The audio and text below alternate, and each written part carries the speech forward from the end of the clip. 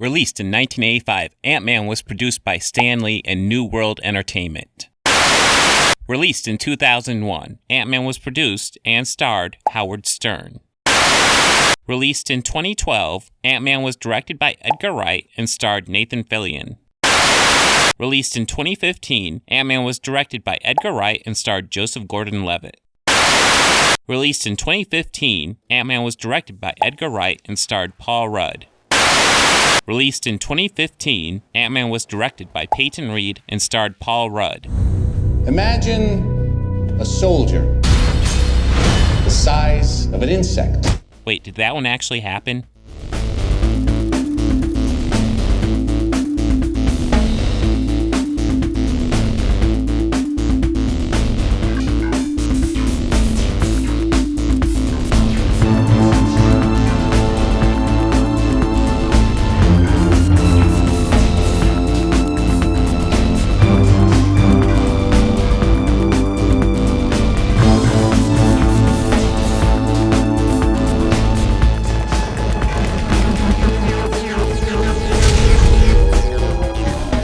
Ant-Man is a film that's been in the works as early as the 1980s. Stan Lee was trying to get a film off the ground with New World Entertainment, which was Marvel's parent company at the time.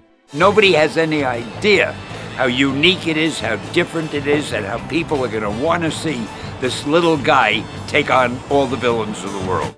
The film never got any real traction, and New World Entertainment decided to drop the idea when the then competing Disney made Honey, I Shrunk the Kids. In 2000, Arson Entertainment bought the rights to the character, and in 2003, Edgar Wright and Joe Cornish wrote a treatment for the movie. He was interested in using the character of Scott Lang because he was a burglar. He felt that allowed him to take the movie in an Elmore Leonard direction. The film never got greenlit by Artisan, and Wright believed the script was never sent to Marvel. Once the rights reverted back to Marvel, Wright approached then-president of Marvel Studios, Kevin Feige, with his script. In an attempt to get the film off the ground, Feige hired Wright to direct Ant-Man as part of their Phase 1 slate. During San Diego Comic-Con of that same year, Wright announced that the movie wouldn't be a spoof, but rather an action-adventure with comedic elements. He also announced that the movie would have both Hank Pym and Scott Lang. Wright said that the first draft of the script was completed in March of 2008. The movie weighed in production limbo because Ant-Man was not seen as a major character. At San Diego Comic-Con in 2010, Wright said that the Ant-Man he had written wouldn't work well in the Avengers, and his script didn't take place in the MCU. After promoting Scott Pilgrim vs. the World, he and Cornish put together a second draft of the script, which was finished by April of 2011. In June of 2012, Wright shot some test footage for Ant-Man. The film seemed ready to go, so in October of that year, Disney, Marvel's current parent company, set a release date for the movie of November 6, 2015. Feige revealed that Ant-Man would indeed be a part of the MCU, and that the script needed revised to fit into the universe. Production of Ant-Man was delayed, so Wright could direct The World's End. Casting began late in 2013. Paul Rudd, Michael Douglas, Michael Pena, Evangeline Lilly, Corey Stoll, Patrick Wilson, and Matt Gerard were set as the likely main cast. Then, on May 23, 2014, a mere 3 months before shooting, Edgar Wright dropped out of the picture. Joe Cornish and director of photography Bill Pope also left. This separation was said to be due to creative differences, which actually covers a wide range of things. Patrick Wilson left due to scheduling conflicts, while Matt Gerard would drop out when his character was written out. Paul Rudd and Adam McKay did a new rewrite of the script, and after reviewing a few directors, including Adam McKay, Peyton Reed was chosen to be the new director. After Reed met with Feige to ensure the movie wasn't in trouble because the studio wanted to produce a crap movie, Reed looked over everything and told Feige that not only did he agree with his perspective on the story, he had ideas to contribute to it.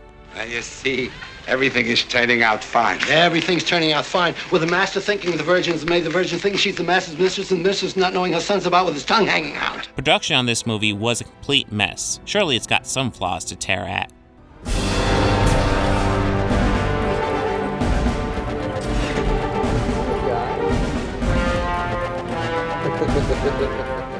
DC fans always want to dismiss Marvel, saying DC movies are for adults. Here you go, miss. Gee, thanks, mister. Oh. Bye, Frisky. Long now. While Marvel movies are for children. This shit's gonna have nuts in it. But if you point this out, the counter-argument is that they're referring to the MCU versus the DCEU. Because if there's one thing children love mixed with their superhero movies, it's a political thriller. I did what I did to protect the people. Our enemies are your enemies, Nick. Disorder, war. Just a matter of time before a dirty bomb goes off in Moscow or an EMP fries Chicago. I can bring order to the lives of 7 billion people by sacrificing 20 million. But anyways, despite how clearly flawed this argument is, Ant-Man plays into it possibly more than any other MCU movie out there. Your main character is a criminal, but he's the heart of gold type of criminal who only steals from rich guys. They were overcharging the customers, right? And it added up to millions. He blows the whistle and he gets fired. And what does he do? He hacks into the security system and transfers millions back to the people that they stole it from. They even go so far to thoroughly explain that he doesn't rob people. Well, technically I didn't rob them.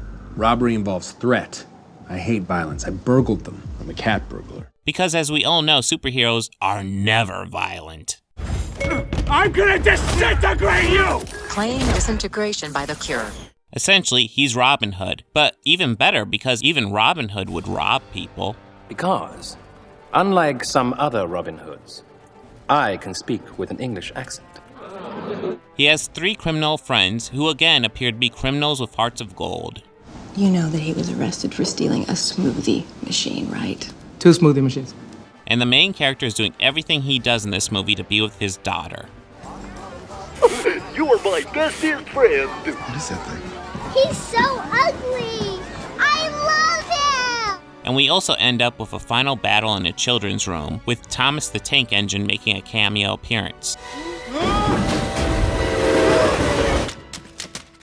This seems like an extremely family-friendly superhero movie. And honestly, it's fine if the filmmakers want to make a family movie. As long as they do a good job with it, I have no complaints. The movie would probably have been a mere PG rating if not for 2 noteworthy elements. One is the fact that they curse more in this movie than in a lot of the other MCU movies.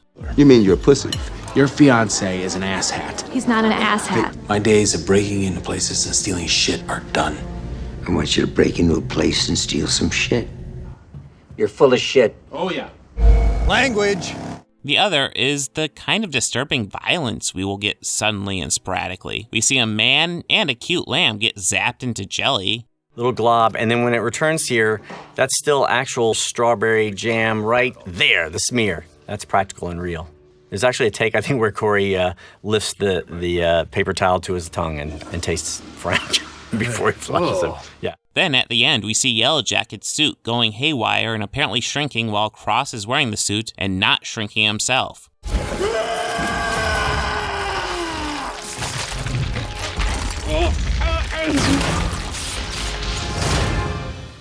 Whatever is happening, it looks painful as fuck. Steve doesn't like that kind of talk. You know what, Romanoff? It makes the movie feel slightly uneven at times, where it's largely family-friendly with very not family-friendly elements at random spots. That's our special word for the day, boys and girls.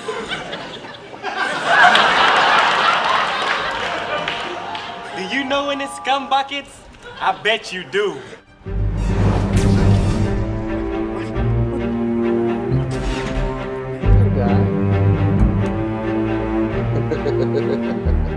Hank explains how PIM particles work. 40 years ago, I created a formula that altered atomic relative distance. Huh? I learned how to change the distance between atoms. That's what powers the suit. When I took over this company for Dr. Pym, I immediately started researching a particle that could change the distance between atoms while increasing density and strength. When your small energies compress, so you have the force of a 200-pound man behind a fist 1/100th of an inch wide, you're like a bullet. Well, it's time to nitpick this because Hank has a cool tank keychain that is later revealed to be an actual miniaturized tank. It's not a keychain. To understand why this doesn't work, we have to look and see what density is. Density is mass times volume. Volume is how much space an object takes up. So for miniaturization, the volume would have to shrink, while increasing density and strength. This means to compensate, mass would have to go up. In the US, mass is often used interchangeably with weight, which is an inaccuracy that comes as a result of being the only major country that doesn't use the metric system. Mass and weight are not the same thing. Weight is mass times the gravitational constant. But since the gravitational constant is, well, a constant, an increase in mass would equal an increase in weight. That means his keychain tank would actually weigh more than a normal tank. It also means all the cameras and other devices that are shrunk and stuck onto the ants would break their backs. Also, Ant-Man would probably be seriously injuring Louise by climbing on him. Don't freak out. Look at your shoulder. Don't you just hate when superhero movies fail to be scientifically accurate? It's almost like they're unrealistic or something.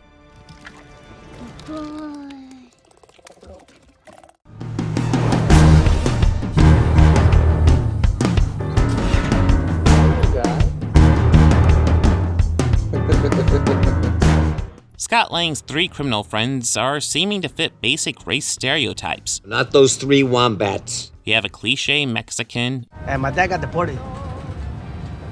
But I got the van. It's nice. A cliche black guy.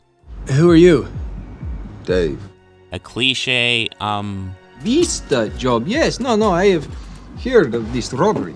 What accent is that supposed to be? Is it Siberian? Let me look this up.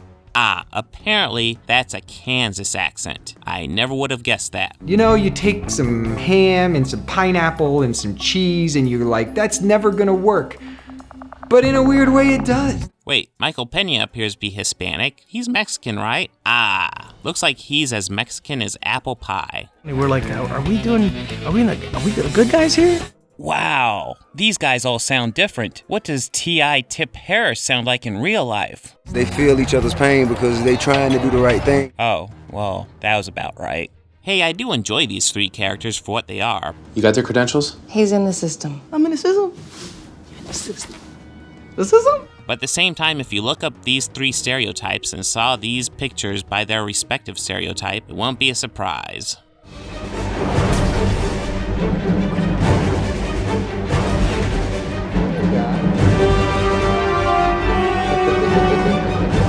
So Darren Cross can't figure out how to shrink people, but he can figure out how to turn people into jelly. Do you understand?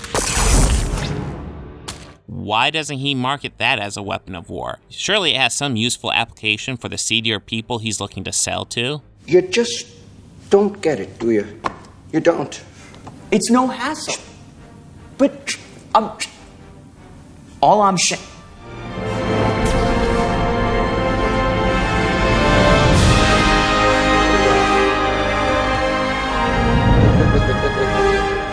When Scott visits his daughter unannounced at her birthday party, he is confronted by her stepfather and his ex-wife, who tells Scott he has to pay child support. Get an apartment, get a job, pay child support, and then we will talk about visitation, I promise. Sadly, I do know the troubles that come with child custody in a divorce, and something I can tell you is that you cannot deny a person visitation because they owe child support. Now, certainly this case is a bit different because this is not a situation where the wife has primary custody and he gets visitation. As a former felon, he likely has no right to see his children, and his wife has sole custody, meaning she has complete control over when Scott can see his daughter or not. But child support doesn't play a role in that. He could pay up all his back support and she could still deny him visitation. Now, I'm simply assuming Scott's ex-wife doesn't want her daughter around her criminal dad. But rather than just outright tell Scott he's not allowed to see his daughter, she's giving him a task that she knows is nearly impossible for him to reach. Welcome to Baskin Robbins. Would you like to try our mango fruit blast? 3 years at San Quentin, huh? I really just appreciate the opportunity to help you're support fired, of course. What gets me is that rather than call a lawyer or perhaps Google his rights, Scott figures out how long it would take him to make the money working a regular job. I would think a man with the clear intelligence of Scott. Look, man, I got a master's in electrical engineering, all right? I'm gonna be fine. Could Google his rights to his child and know that while paying back child support will help his case, it doesn't guarantee him anything at this point. A biological parent is given a lot of rights to their children if they want to be part of their lives. Being a convicted criminal does mitigate those, but considering it was a non-violent crime, he could probably at least get some sort of limited supervised visitation at the very least.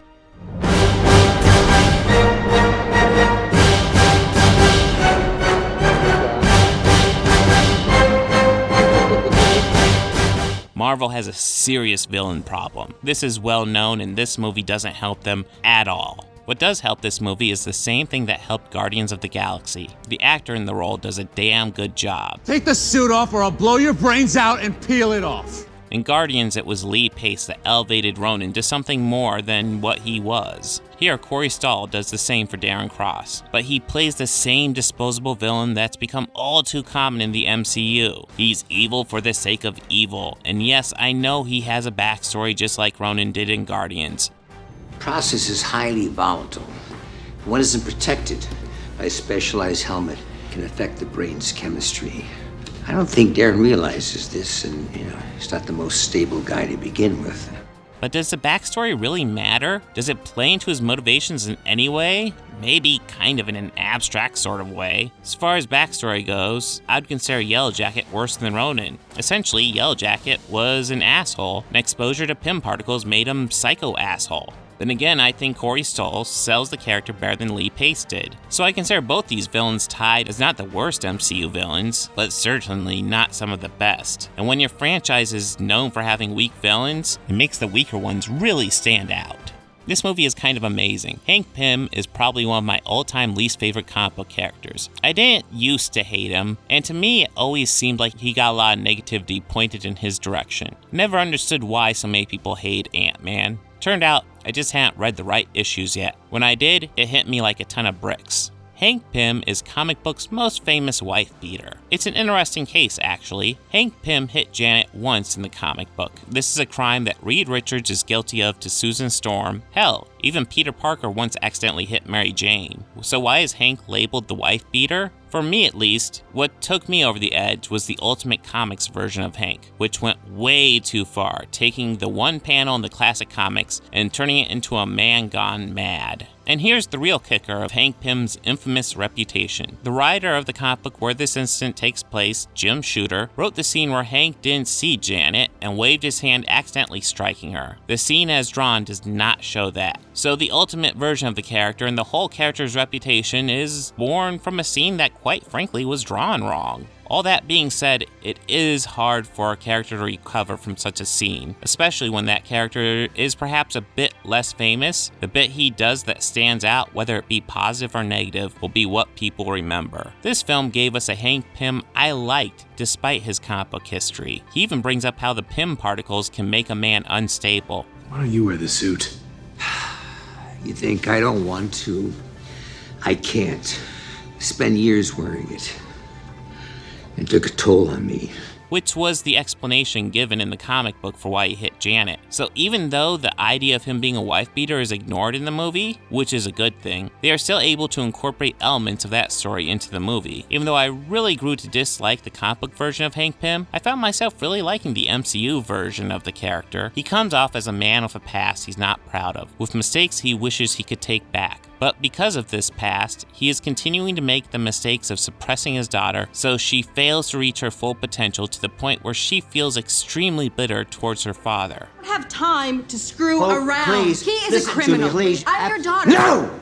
The father-daughter relationship is an interesting theme in this movie. It's not a theme that's particularly hit hard, but is brought up a lot. Scott is desperate to rebuild his relationship with his daughter once he gets out of prison, while Hank comes from the opposite end of the spectrum, trying to stop his daughter from getting too close to his work and, in effect, him. The solution to both relationships is finding a middle ground. Scott doesn't get to live with his daughter, but he does get to see her regularly and be a part of her life. I did my first cartwheel today. What? Surprisingly, the Hank-Hope relationship doesn't reach this point until the mid-credits scene, where Hank reveals to Hope her wasp suit, allowing her to be a part of her father's work just under his supervision. It's about damn time.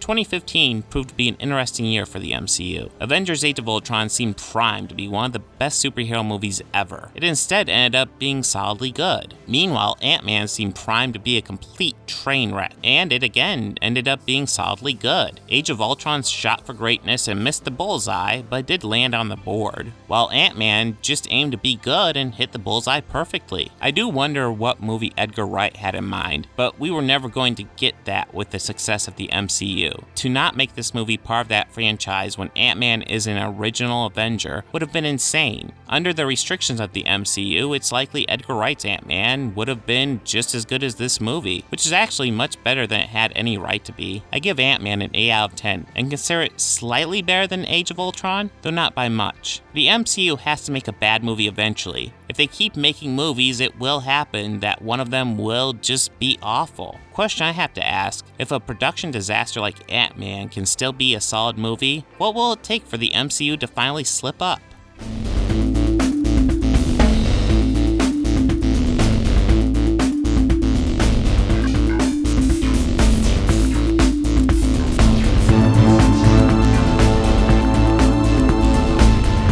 I want to thank John Connor for being my newest patron. If you want to be cool like him and all my other patrons, go to my Patreon page and find out how.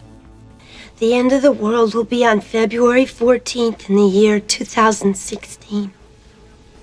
Valentine's Day. Bummer.